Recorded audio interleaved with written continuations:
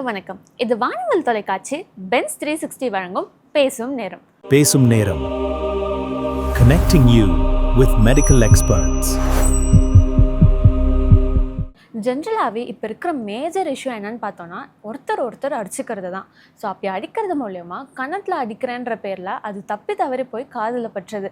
அதனாலேயே காதில் இருக்கிற ஜவ்வு கிழிஞ்சிருது. ஆனால் இதோட இம்பேக்ட் என்னன்னு இன்னும் நிறைய பேருக்கு தெரிய மாட்டேங்குது. கேஷுவலாக விளையாடுறேன் அடிக்கிறேன்ற பேரில் அது எவ்வளோ பெரிய சீரியஸான ப்ராப்ளமை கொண்டு போகுதுன்றது யாருக்குமே தெரிய மாட்டேங்குது. ஸோ இதை பற்றி பேசுகிறதுக்காக தான் இன்றைக்கி நம்ம கூட டாக்டர் வந்திருக்காங்க. வாங்க தெளிவாக கேட்டு தெரிஞ்சுக்கலாம். Welcome doctor. ஹலோ மேம், இப்போ நீங்கள் காதை எப்படிலாம் மெயின்டைன் பண்ணலாம் அப்படின்னு சொன்னீங்க. இப்போ நம்ம இப்போ குளிச்சுட்டுலாம் வரோம் அப்படின்னு பார்த்தீங்கன்னா காதில் தண்ணி ஃபுல்லாக உள்ளே போயிடும். ஸோ அதுவே நமக்கு ஒரு மாதிரி அன்கம்ஃபர்டபுளாக இருக்கும். ஸோ அப்போ தண்ணி காதுக்குள்ளே போகிறது ஓகேவா, கரெக்டாக? நார்மலாக நம்ம குளிக்கும் போது இல்லை மூஞ்சி கழுவும் போது தண்ணி காதுக்குள்ளே போகிறது நேச்சுரல் தான். அது உள்ளே போனால் ஒன்றும் பிரச்சனை இல்லை, ஓகேங்களா? ஸோ அகெயின் அதே தான், அந்த தண்ணியை வெளியில் எடுக்கிறதுக்கு திருப்பி நம்ம காதுக்குள்ளே பட்ஸோ எதுவும் போடாமல் க்ளீன் அதை வெளியில் எடுத்துடணுன்றதுக்காக கீயோ பட்ஸோ எதுவும் போடாமல் இருக்கிற வரைக்கும் ஒன்றும் பிரச்சனை இல்லை. ஏன்னா காதுக்குள்ளே ஸ்கின் இருக்கும், ஸ்கின்னுக்கு அப்புறம் உங்கள் ஜவ் இருக்கும், அவ்வளோதான் இருக்கும், ஒரு க்ளோஸ்டாக தான் இருக்கும். ஸோ தண்ணி இன்கேஸ் உள்ளே போனாலும் அதுவாகவே வெளியில் வந்துடும், இல்லை காஞ்சிரும், ஓகேங்களா? நீங்கள் உங்களுக்கு லைட்டாக அடைச்ச மாதிரி இருக்குது அப்படின்னா ஒரு துண்டு எடுத்து லைட்டாக அதே முன்னாடி சொன்ன மாதிரி தான் கண்ணுக்கு தெரிகிற பகுதி வரைக்கும் மட்டும் லைட்டாக இப்படி துவட்டி விட்டிங்கன்னா போதும். அந்த தண்ணி அதுவாகவே வெளியில் வந்துடும், இல்லை காஞ்சிரும், ஓகேவா? உள்ளே எதுவும் பட்ஸோ இல்லை கீயோ போட்டு க்ளீன் பண்ணாமல் இருக்கிற வரைக்கும் சரிதான், ஓகே? தண்ணி உள்ளே போகிறதுனால எந்த பிரச்சனையும் வராது. இப்போ நிறைய பேருக்கு இந்த காதில் எனக்கு ஒரு மாதிரி இருக்குது அப்படின்னு சொல்லிட்டு அவங்களே செல்ஃப் மெடிக்கேஷன்லாம் எடுத்துக்கிறாங்க. பக்கத்தில் இருக்கிற கிளினிக்கில் போயிட்டு அவங்களாம் ட்ராப்ஸ்லாம் வாங்கி போடுறாங்க.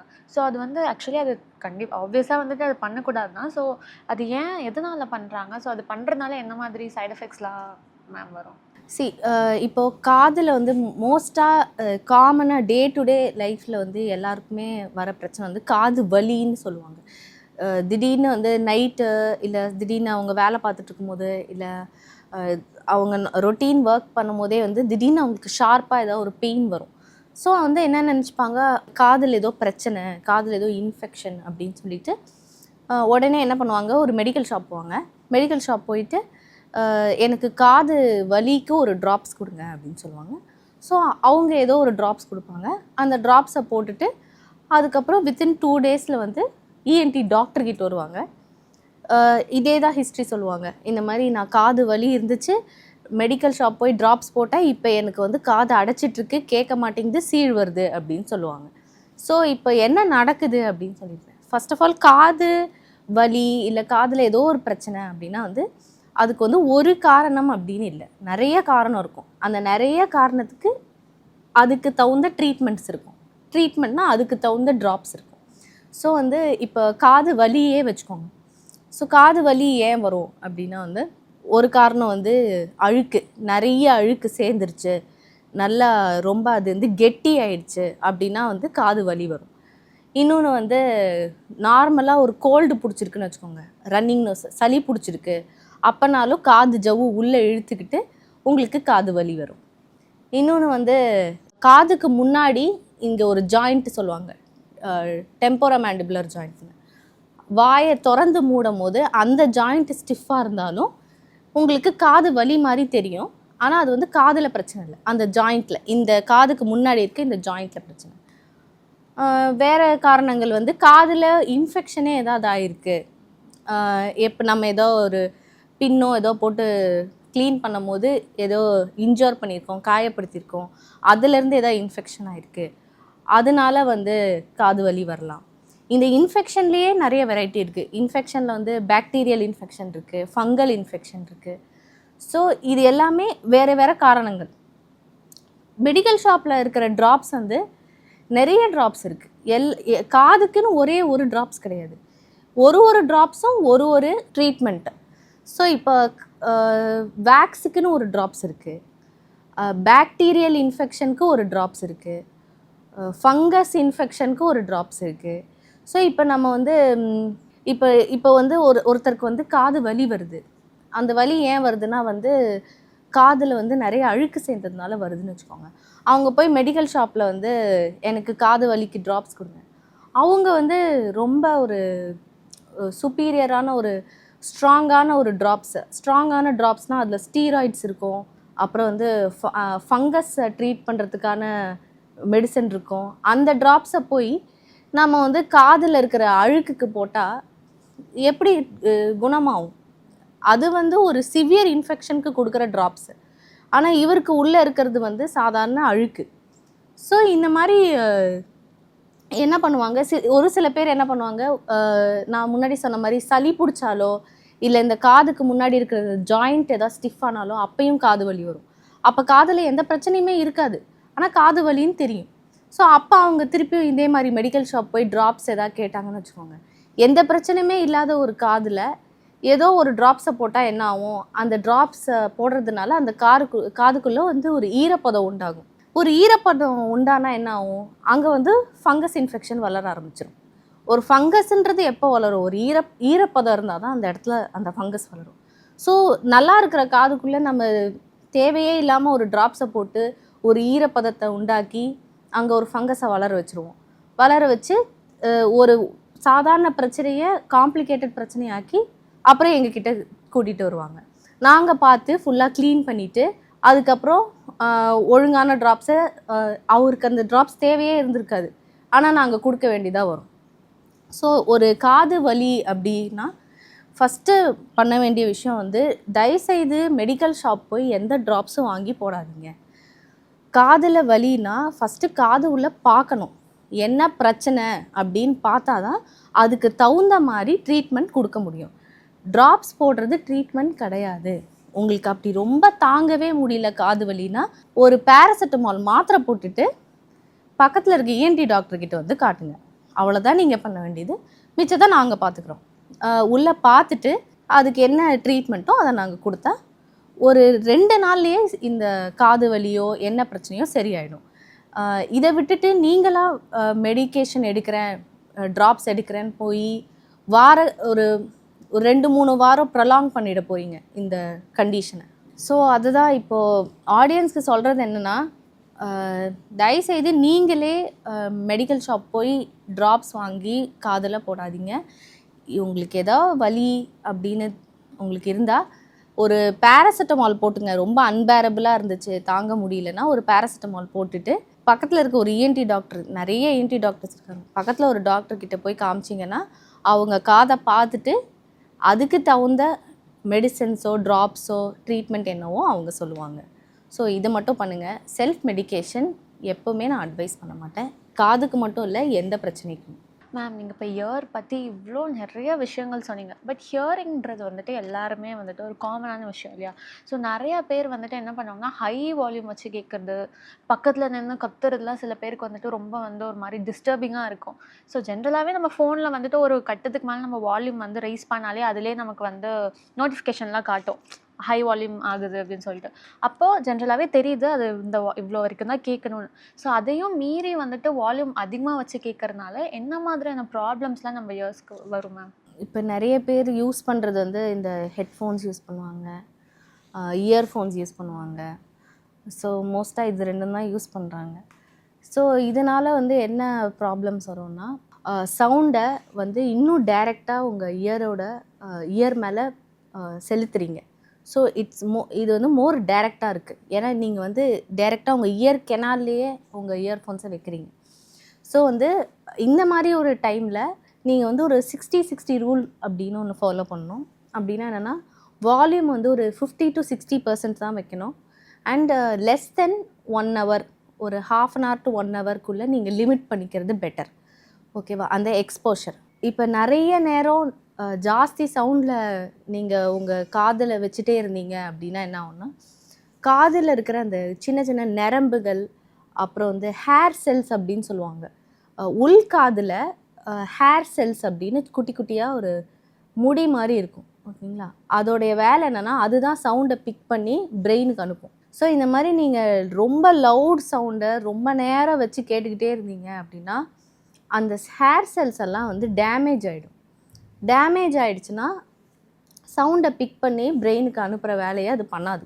அவங்களுக்கு ஸ்டூடெண்ட்டுக்கோ அந்த பசங்களுக்கு என்ன ஆகும்னா நாள் ஆக ஆக அந்த கேட்கும் திறன் வந்து கம்மியாயிட்டே போகும். ஸோ அவங்க என்ன பண்ணுவாங்க, ஸோ எனக்கு காது கேட்க மாட்டேங்குதுன்னு இன்னும் ஜாஸ்தியாக்கிக்கிட்டே போவாங்க சவுண்டை.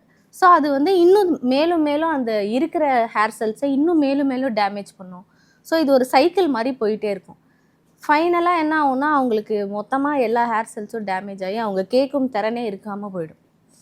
ஸோ நம்ம என்ன ஃபாலோ பண்ணோம் அப்படின்னா வந்து அதான் இந்த 60-60 ரூல். ரொம்ப லிமிட்டட் டைம் வச்சுக்கோங்க, ஒரு 1 ஹவர் மேக்ஸிமம் வச்சுக்கோங்க. சவுண்ட் வந்து ஒரு 60%க்கு கம்மியாக வச்சுக்கோங்க. இந்த மாதிரி கேட்டிங்கன்னா சேஃப் தான், அப்போ ஒன்றும் பிரச்சனை இல்லை. ப்ளஸ் இந்த நாய்ஸ் கேன்சலிங் இயர்ஃபோன்ஸ் அப்படின்லாம் சொல்லுவாங்க. அது என்ன பண்ணும் அப்படின்னா வெளியில் இருக்க சவுண்டை வந்து கேன்சல் பண்ணிடும். நீங்கள் காதில் உங்கள் மொபைல் ஃபோன்லேருந்து என்ன வருதோ அது மட்டும்தான் காதில் கேட்கும். அது பெட்டர் ஆப்ஷன் தான். ஏன்னா இப்போ நீங்கள் வெளியில் சவுண்டு ஜாஸ்தியாக இருந்துச்சுன்னா நீங்கள் உங்களுடைய வால்யூமை ஏற்றிக்கிட்டே போவீங்க. அது இன்னும் வந்து உங்களுடைய ஹேர் செல்ஸை டேமேஜ் தான் பண்ணும். ஸோ நாய்ஸ் கேன்சலிங் இயர்ஃபோன்ஸில் வெளியில் இருக்கிற சவுண்டு வந்து கம்மியாயிடுச்சுன்னா நீங்கள் உங்கள் சவுண்டை ஏற்ற மாட்டீங்க. ஸோ அதுதான். ஸோ கம்மி டியூரேஷன், கம்மி பாதிக்கு பாதி அளவு சவுண்டு டெசிபெல்லில் வச்சு கேட்டிங்கன்னா குட் அண்ட் பெட்டர். மேம், இப்போ ஜென்ரலாக பார்த்தீங்கன்னா நம்ம சின்ன வயசுலேருந்தே வந்து அப்பா அம்மா நம்மளை அடித்து வளர்க்குறேன்னு சொல்லிட்டு நம்மளை வந்து நல்லா அடித்து வளர்ப்பாங்க. ஸோ அந்த டைம்லேயே பார்த்தீங்கன்னா அவங்கள அறியாமலே வந்துட்டு அவங்க வந்து கன்னத்தில் அறைய போக காதுலலாம் வந்து பட்டுரும். அதே மாதிரி சின்ன வயசில் எப்படின்னா லைக் மேரேஜ் ஆன அப்புறமா கூட ஹஸ்பண்ட் வந்து ஒய்ஃப் அடிக்கிறது, ஒய்ஃப் வந்து ஹஸ்பண்ட் அடிக்கிறது, இந்த மாதிரி நிறைய ப்ராப்ளம்ஸ் வந்துட்டு தான் இருக்குது. ஸோ அவங்க கன்னத்தில் அறையக்குள்ளே அது மாறி வந்து காதில் வந்து பட்டுறது இல்லையா? ஸோ அந்த டைமில் வந்துட்டு இந்த ஹியரிங்ன்றது வந்து ஏதாவது ஒரு பிரச்சனை கண்டிப்பாக வரும். ஸோ அதனால் என்ன மாதிரியான சைட் எஃபெக்ட்ஸ்லாம் மேம் வருது? இது வந்து ஆக்சுவலாக ஒரு சீரியஸ் ப்ராப்ளம் தான். ஆனால் இதை நிறைய பேர் பேச மாட்டாங்க. சும்மா ஒரு வாக்குவாதத்தில் சண்டையில் வந்து யாரையாவது போட்டு அடிச்சிட்டாங்க, கன்னத்தில் அடிச்சிட்டாங்க, ஃபோர்ஸாக அடிச்சிட்டாங்க அப்படின்னா வந்து உடனே அவங்க காதுலேருந்து ரத்தம் வர ஆரம்பிச்சிடும். காதில் வந்து ஒரு வலி இருக்கும், காது கேட்குறது கம்மியாகும். எங்கள் கிளினிக்கே நிறைய பேஷண்ட்ஸ் இந்த மாதிரி வருவாங்க. அப்போ வந்து ஃபர்ஸ்ட் ஆஃப் ஆல் அவங்க உண்மையே சொல்ல மாட்டாங்க. அவங்க வந்து எதுக்கு தேவையில்லாத பிரச்சனை அப்படின்னு சொல்லி. ஆனால் நம்ம துருவி கேட்கும் போது தான் அவங்க உண்மையே சொல்லுவாங்க. பார்த்தா இதே மாதிரி டிப்பிக்கலாக ஒரு ஹிஸ்ட்ரி சொல்லுவாங்க. ஹஸ்பண்ட் அடிச்சிட்டாங்க, இல்லை யாராவது வீட்டில் யாரோ அம்மா அப்பா அடிச்சிட்டாங்க. அப்புறமா நாங்கள் காதை போய் பார்த்தா காது ஜவ்வில் பெரிய ஓட்டை விழுந்திருக்கும். அந்த அடித்ததோட இம்பேக்ட் தான் அது. இந்த மாதிரி ஓட்டை விழுந்தால் இது ஒரு தேவையில்லாத பிரச்சனை. இது வந்து நம்மளாக புகுத்துகிற ஒரு பிரச்சனை. அது ஜவ்வு பாட்டு அது பாட்டு இருக்க போது இப்படி நம்ம ஃபோர்ஸாக அடிக்கிறதுனால அந்த ஜவ்வில் ஒரு ஓட்டை விழுந்துருச்சுன்னா என்னென்ன பிரச்சனை வரும்? மறுபடியும் வந்து நீங்கள் ஒரு ஜவ்வுன்றது ஒரு கேட்டு மாதிரி, இன்ஃபெக்ஷன் உள்ளே போகாமல் தடுக்கிறதுக்கு. இப்போ அதில் ஒரு ஓட்டை விழுந்துருச்சுன்னா இன்ஃபெக்ஷன், அதாவது சாதாரணமாக ஒரு தண்ணி உள்ளே போனாலே உள்ளே போய் இன்ஃபெக்ட் ஆகிடும். அதுக்கப்புறம் வந்து ஜவ்வு தான் சவுண்டை வந்து உள்காதுக்கு டிரான்ஸ்மிட் பண்ணும், கொண்டு போகும். ஸோ உள்காதுலேருந்து பிரெயினுக்கு சவுண்டு போகும். ஸோ இப்போ இந்த ஜவ்வில் ஓட்டை விழுந்துருச்சுன்னா கேட்க முடியாது அவங்களால சரியா. ஸோ வந்து வலி இருக்கும், ரத்தம் வரும். ஸோ வந்து இதனால் அவங்க மன உடைச்சல் ஆவாங்க. ஸோ இதெல்லாம் தேவையில்லாத ஒரு பிரச்சனை. ஸோ இப்போ எங்ககிட்ட வரும்போது நாங்கள் என்ன சொல்லுவோம்னா அதே தான், ஆன்டிபயோட்டிக்ஸ் கொடுக்கணும், அதுக்கப்புறம் வந்து ஆன்டிபயோட்டிக் ட்ராப்ஸ் கொடுக்கணும், அப்புறம் வெயிட் பண்ணி பார்க்கணும் அதுவே மூடுதான்னு. ஒரு சில ஓட்டைகள் வந்து அதுவே மூடிடும், அடிக்கிறதுனால வர ஓட்டைகள் அதுவே மூடிடும். இன்கேஸ் அது மூடலை அப்படின்னா நம்ம மயக்க மருந்து கொடுத்து ஆப்ரேஷன் பண்ணுற மாதிரி இருக்கும். ஸோ முடிஞ்ச வரைக்கும் இந்த மாதிரி யாரையுமே அடிக்காதீங்க. அடித்து இந்த மாதிரி நீங்கள் ஒரு கோவத்தில் அடிக்கிறது, ஆனால் அவங்களுக்கு வந்து ஒரு ஹியரிங்ன்றது ரொம்ப இம்பார்ட்டண்ட்டான ஒரு சென்சரி ஃபங்க்ஷன். ஒரு மனுஷனுக்கு வந்து கேட்கும் திறன்றது ரொம்ப இம்பார்ட்டண்ட். இந்த மாதிரி ஒருத்தரை அடித்து அந்த கேட்கும் திறனை போக்கிட்டிங்கன்னா அவங்களுக்கு லைஃப் லாங் அது கஷ்டம். ஸோ வந்து தயவுசெய்து யாரையும் அடிக்காதீங்க. Okay doctor. ஸோ இன்கேஸ் இப்போ யாரையோ அடிச்சிட்டாங்க அப்படின்னா இப்போ அந்த டைமில் நம்ம என்ன பண்ணுறது? யாரோ அடிச்சிட்டாங்கன்னு வச்சுக்கோங்க. First of all don't panic ஆகாதீங்க, பயப்படாதீங்க. ரத்தம் வந்தாலோ வலி எடுத்தாலோ பயப்படாமல் கூலாக இருங்க. அப்புறம் வந்து பக்கத்தில் ஏதாவது ஒரு ஹாஸ்பிட்டல் போங்க, அங்கே இஎன்டி டாக்டர் கண்டிப்பாக இருப்பாங்க. இஎன்டி டாக்டரை போய் பாருங்கள். பார்த்துட்டு அவங்க செக் பண்ணி பார்ப்பாங்க. நாங்கள் செக் பண்ணி பார்த்துட்டு காதுக்குள்ளே ஜவ்வு எப்படி இருக்குது அது வந்து பேஷண்ட்டுக்கே கூட காமிப்போம். அவங்களுக்கு வந்து ஜவ்வு எப்படி இருக்குதுன்னு அதை காமிக்கணும். அது அவங்க தெரிஞ்சுக்கணும். அதுக்கப்புறம் நாங்கள் ஒரு சில இன்ஸ்ட்ரக்ஷன்ஸ் கொடுப்போம். அதாவது காதுக்குள்ளே தண்ணி போகாமல் பார்த்துக்கோங்க. அதுக்கப்புறம் காதுக்குள்ளே வந்து தேவையில்லாமல் எதுவும் ட்ராப்ஸ் போடாதீங்க. நாங்கள் கொடுக்குற ட்ராப்ஸ் மட்டும்தான் போடணும். அவங்களா எதுவும் வாங்கி போடக்கூடாது. இப்போ நீங்கள் தலைக்கு ஏதாவது குளிக்கிறீங்கனாலும் நல்ல ஒரு பஞ்சு எடுத்து காதில் வச்சுட்டு தண்ணி உள்ளே போகாமல் இருக்கிறதுக்கு நல்லா ஒரு பஞ்சு எடுத்து காதில் வச்சுட்டு அதுக்கப்புறம் குளித்து முடித்தோடனே அந்த பஞ்சு எடுத்து தூக்கி போட்டுருங்க. ஸோ நம்ம தண்ணி போகாமல் பார்த்துக்கிட்டாலே அந்த காதில் இருக்கிற அந்த ஜவ்வில் இருக்கிற ஓட்டை அதுவாகவே க்ளோஸ் ஆகிடும். மெயின் அதுதான். ஓகேவா? இன்கேஸ் இன்ஃபெக்ஷன் ஆகிற மாதிரி இருந்துச்சு அப்படின்னா நம்ம ஏதாவது ட்ராப்ஸ் கொடுத்து சரி பண்ணலாம். இல்லைனா நம்ம தண்ணி போகாமல் பார்த்துக்கிட்டாலே அந்த ஜவ்வில் இருக்கிற ஓட்டை தானாகவே மூடிடும். இல்லை அது ரொம்ப பெருசாக இருக்குது, ஒன்றா மூடுற அளவுக்கு அந்த அந்த சைஸில் இல்லை அப்படின்னா வந்து தான் நம்ம வந்து செகண்டரி ஸ்டெப்பாக ஆப்ரேஷன் அதெல்லாம் போக வேண்டியது இருக்கும். பட் 90% அதுவாகவே மூடிடும். ஸோ ஜென்ரலாக இந்த மாதிரி ஏதாவது இன்சிடென்ட் நடந்தால் பேனிக் ஆகாமல் டென்ஷன் ஆகாமல் ஹாஸ்பிட்டல் வந்துடுங்க, நாங்கள் பார்த்துக்குறோம். இப்போ வாச்சு காதோட சீரியஸ்னஸ் உங்களுக்கும் புரிஞ்சிருக்கோன்னு நினைக்கிறேன். இதே மாதிரி அடுத்த எபிசோடில் சந்திக்கலாம்.